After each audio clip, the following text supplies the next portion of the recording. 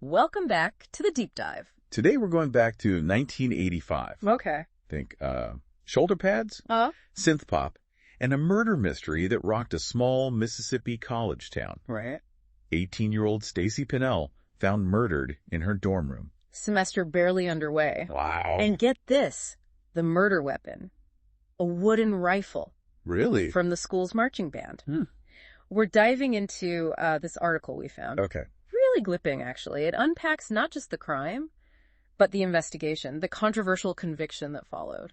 Ready to go full detective mode with me. Always. See if maybe, just maybe, there's more to this story than meets the eye. Let's do it. What jumps out at you from the beginning of this case? The contrast, I think. You have Stacy, a freshman, excited for college life, parties, new friends. It's all there in the article. Yeah. Snapshot of normalcy.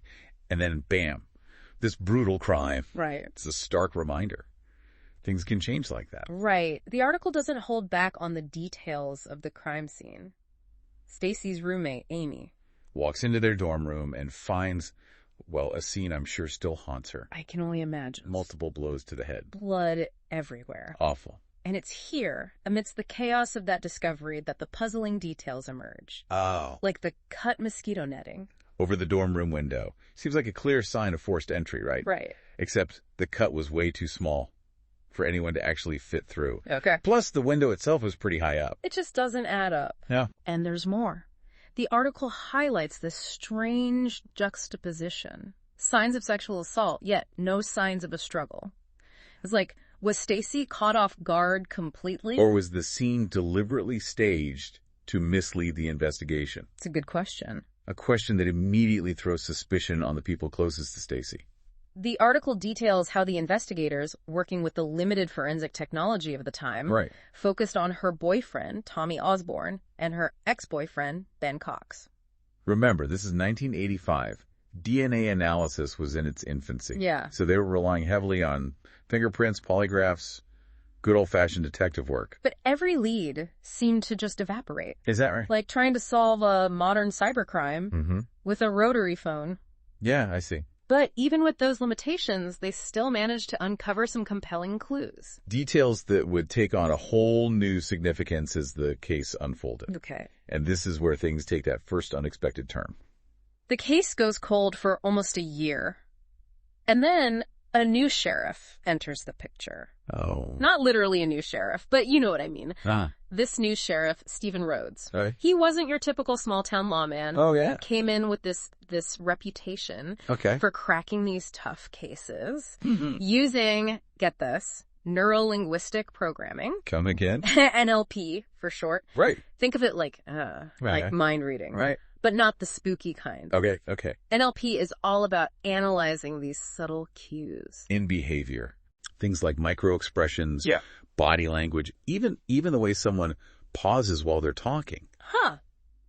Rhodes believed these subconscious signals they could reveal when someone was being deceptive. Okay. Even if they were, like, a pro at telling lies. Wow. So imagine, right, you're a detective in rural Mississippi in the 80s. Yeah. You've been poring over fingerprints and witness statements. And suddenly, this guy shows up. Talking about reading minds and hidden truths. Yeah. I'm going to almost see the skeptical looks on their faces. I bet. It's almost like something straight out of a detective novel, right? Yeah. This outsider, swooping in with his unconventional methods, shaking things up. Right. And the article really dives into this ethical debate surrounding NLP, especially in these high-stakes situations. Yeah. On one hand, you have the potential to unlock these hidden truths. Right. Maybe even get a confession from someone who's been able to fool everyone else. Okay. But on the other hand, is there a risk that someone, especially if they're vulnerable or easily manipulated, might crack under that kind of pressure? Admit to something they didn't actually do. That's the danger. That's the tightrope he was walking. Exactly. That's the tightrope Rhodes was walking. He zooms in on a handful of people. Okay. But the one that stands out, the one he really fixates on. Yeah. Stephanie Alexander. Okay. Stephanie was the neighbor. The one who had actually found Stacy's body. With Amy, the roommate. Right. She had cooperated with the initial investigation, never even raised a flicker of suspicion. Yet, according to the article, something about her demeanor Yeah. Those little unconscious cues. Right. They set off alarm bells for Rhodes. Interesting. It's like he was watching a different movie. Okay. Picking up on details that everyone else was missing. Wow. The article describes this intense interrogation. Hours of questioning. Yeah. Where Rhodes used his NLP techniques. He noticed a slight hesitation. Okay. Before Stephanie answered a question. Or a change in her breathing pattern when certain details were mentioned. All subtle things. That, to an untrained eye, might mean nothing. Right. And then it happens. What's that? Stephanie cracks. She confesses. She confesses. To killing Stacy. Wow. But here's the thing. She didn't just admit guilt. She offered up details. What kind of details? Specifics about the crime scene. Really? I'm talking specifics about the murder weapon, about a knife that was used to cut the mosquito netting. Oh, wow. Details that hadn't been released to the public. Talk about a bombshell, right? Yeah, you said it. It's the kind of revelation that makes you want to, I don't know, grab your detective board and start, like, connecting the dots. Right. But it also kind of raises a whole new set of questions, too, doesn't it? Oh, yeah. Was this a genuine confession, brought to the surface through Raid's unconventional methods? Right. Or was it all, as Stephanie would later claim, a result of coercion? Of being kind of manipulated into saying what he wanted to hear. Yeah, it's like, where do you even begin to untangle that? That's the million-dollar question.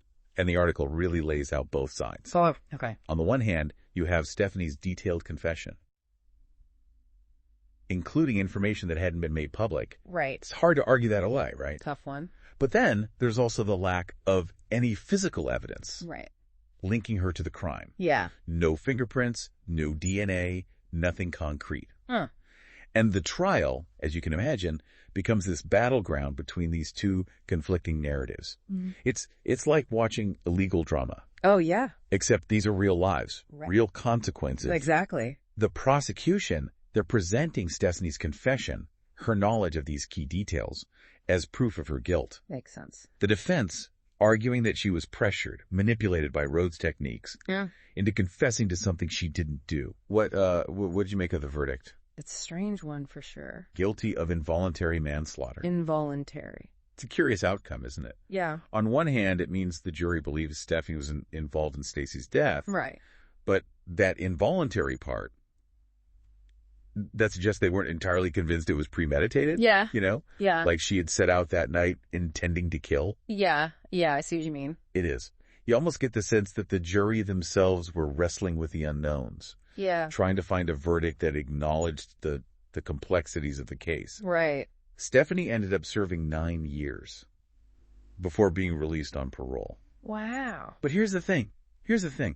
She has always maintained her innocence. Has she? Always. Claiming that confession was coerced.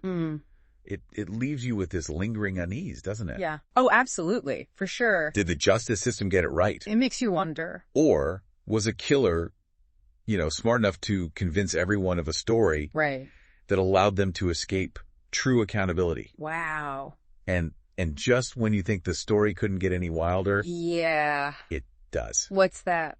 Years later, a man named Charles Ray Crawford kind of enters the picture. Okay. He's arrested for a chillingly similar crime, the rape and murder of a young woman. Oh, no. And remember that detail about the cut mosquito netting? Yeah. At Stacy's dorm room? Uh-huh. It turns out that was Crawford's calling card. Really? His M.O. He would target homes, cut through mosquito nets to gain entry, and then commit these horrific acts. Oh, wow.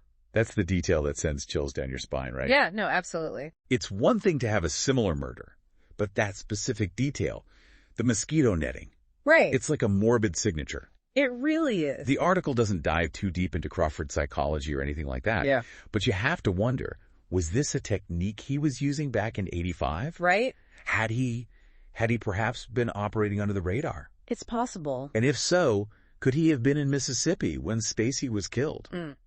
It's impossible to ignore the potential link, right? Oh, absolutely. The article mentions that a drop of blood was found on the murder weapon. Okay. In Stacy's case. Right. It wasn't hers. DNA testing confirmed it. Wow. But at the time, they couldn't match it to anyone. Of course, yeah. With Crawford's arrest and the similarities in his M.O., it seemed like they finally had a chance to get some real answers. Yeah. Maybe even some closure for Stacy's family. Right. Except fate, as it often does, had other plans. Oh, no. What happened? Due to legal hurdles, and the article doesn't get into the specifics, which is just so frustrating. Right, right. They were never able to compare that blood sample to Crawford's DNA. Oh, are you kidding me? So close, yet so far. Ugh, that's awful. And that's where we're left. Yeah. Facing more questions than answers, really. It really is. It's a case that really, I think, underscores the evolution of forensic science. Right. The power of DNA technology to potentially crack cases that once seemed unsolvable. Absolutely. Makes you think about the limitations of human memory, of eyewitness accounts, and how easily those could be influenced or misinterpreted. For sure. Especially in these high-pressure situations. Absolutely. The article doesn't really offer any easy answers. Right.